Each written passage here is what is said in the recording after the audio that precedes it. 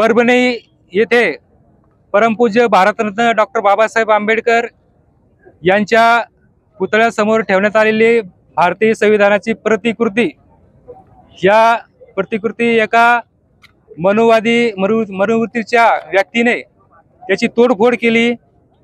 त्याच्या निषेधार्थ म्हणून आम्ही आज हसनाबाद या ठिकाणी एक रास्ता रोको करण्यात आला। या ठिकाणी जाहीर निषेधही करण्यात आला। पोलीस प्रशासन आणि महसूल प्रशासन या दोन्ही शासनाने आम्हाला सहकार्य केलं। आम्ही शांततेने या ठिकाणी जाहीर निषेध सभा पार पाडली, त्याबद्दल आम्ही शासनाचे आभारी आहोत।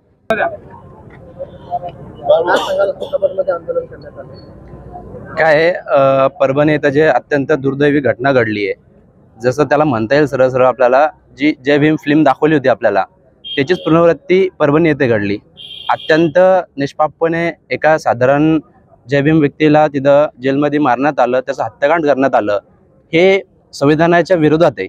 महत्त्वाचं म्हणजे आपण लोकशाहीमध्ये राहतोय, तर ही लोकशाही नसून हुकुमशाही झालेली आहे। गृहमंत्र्यांचं याच्याकडे लक्ष असायला हवं, कारण की गृहमंत्री अत्यंत निष्काळजीपणे काम करत आहेत।